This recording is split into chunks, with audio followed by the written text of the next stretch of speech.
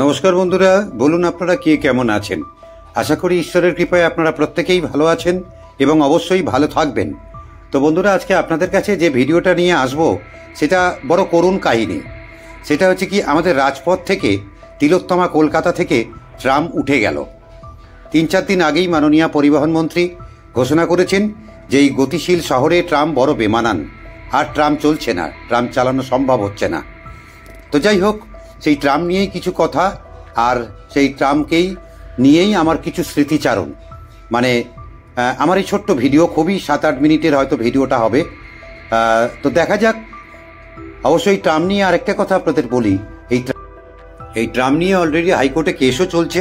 তো যাই হোক, তার মধ্যেই মাননীয় পরিবহন মন্ত্রী জানিয়ে দিলেন যে এই ধীর গতিসম্পন্ন গাড়ি আর কলকাতার রাজপথে চালানো সম্ভব হচ্ছে না। তো যাই হোক, চলুন এই ছোট্ট ভিডিওটা স্কিপ না করে সম্পূর্ণ দেখুন। ভালো লাগলে অবশ্যই কমেন্টে জানাবেন। এই মুহূর্তে আমি যে ডিপোর সামনে দাঁড়িয়ে আছি সেটা হচ্ছে কি টালিগঞ্জ ট্রাম ডিপো।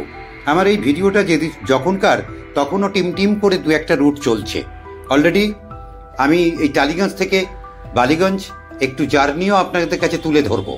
তো ভাবতেই পারিনি এত অল্প দিনে এরকম একটা চরম সিদ্ধান্ত রাজ্য সরকার নিয়ে নেবে যে টোটাল 151 বছরের এই ঐতিহ্যবাহী ট্রাম রাজপথ থেকে চিরতরে উঠে যাবে, যার আর কি বিদায় ঘন্টা বেজে যাবে। তো যাই হোক, এই মুহূর্তে টালিগঞ্জ ডিপোটায় আপনাকে একটুখানি আপনাদের দেখিয়ে দিচ্ছি যে কিভাবে সব থরে থরে ট্রাম দাঁড়িয়ে আছে।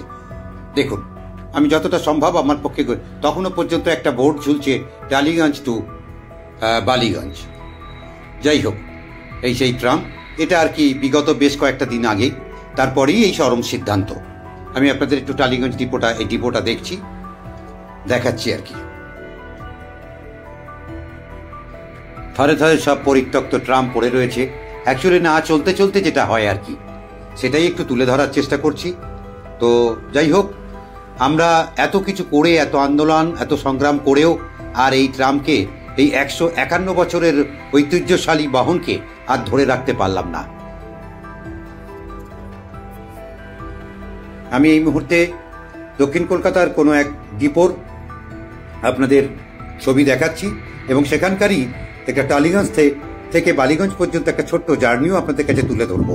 কে জানতো যে আর কদিনের পরেই এই চরম সিদ্ধান্ত যে আর কলকাতার রাজপথে আমরা ট্রাম দেখতে পাবো না। শুধুমাত্র হাওড়া ধর্মতলা থেকে ময়দান পর্যন্ত রাজ্য সরকার একটা চিন্তা ভাবনা করছে ওই শর্ট রুটে যদি ট্রাম চালানো যায়, তাও হেরিটেজ হিসাবে। চলুন একটু সেই ফিরে দেখা, একটু স্মৃতিচারণ, যদিও এটা বিগত 1 মাস আগের। একটু ঘুরে আসি বালিগঞ্জ থেকে।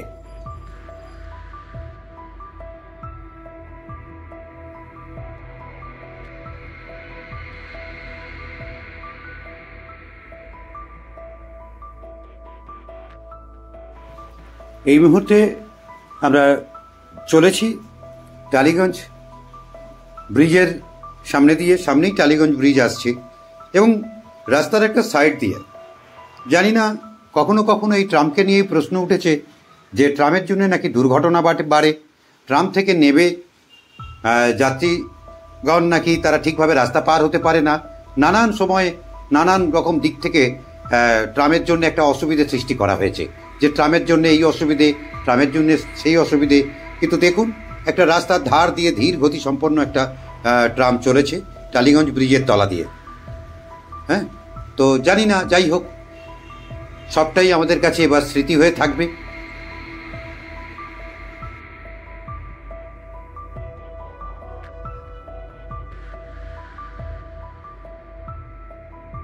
এই মুহূর্তে আমাদের ট্রাম যেখানে এসে দাঁড়ালো, অলরেডি বন্ধুরা তোমরা সবাই জায়গাটা চেনো, রাসবিহারী কানেক্টর। তো এখানে দেখো কত ছোট বড় মাঝারি কত গাড়ি চলছে।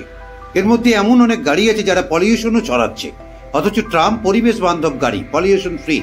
সেই ট্রাম নাকি কলকাতার এখন ভার বোঝা, সেই ট্রাম নাকি এখন কলকাতার ধীর গতি সম্পন্ন গাড়ি, সেই ট্রাম নাকি এখন বড় বেমানান কলকাতায়। তাই ট্রামকে তুলে দিতে হলো।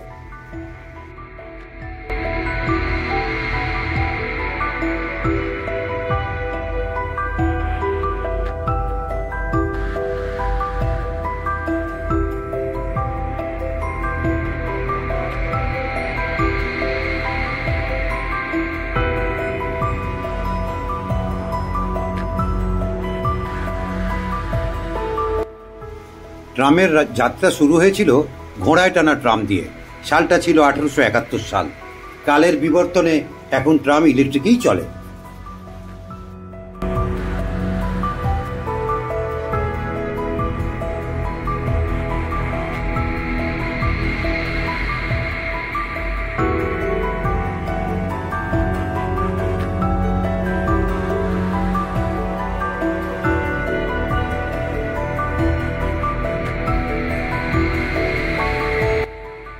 কথা বলতে বলতে কখন যে টালিগঞ্জ থেকে বালিগঞ্জ এই ছোট্ট জার্নিটা শেষ হয়ে গেল টেরই পেলাম না।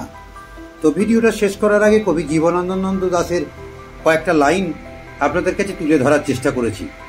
কবি লিখেছিলেন, সারাদিন ট্রাম বাস ফেরিওয়ালাদের ডাক, কুষ্ঠরোগী পথের ওপর হাড় ভাঙা মহিষের গাড়িগুলো, বাজারের রুক্ষ শব্দ, বস্তির চিৎকার। যাই হোক, কবি জীবনানন্দ দাশ 1954 সালে এই ট্রাম দুর্ঘটনাতেই মারা যান। তো আসুন না আরও একবার আমরা সবাই চেষ্টা করি, যদি ট্রামকে আবার এই কল্লোলিনী কলকাতাতে যদি ট্রামের অস্তিত্বটা রেখে দেওয়া যায়।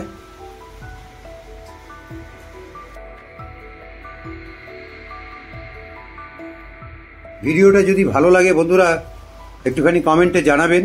আর এখনো পর্যন্ত আমার এই ছোট্ট চ্যানেলকে যারা সাবস্ক্রাইব করেননি তারা অবশ্যই একটু সাবস্ক্রাইব করে আমাকে উৎসাহিত করবেন। থ্যাংক ইউ বন্ধুরা, আপনারা ভালো থাকবেন।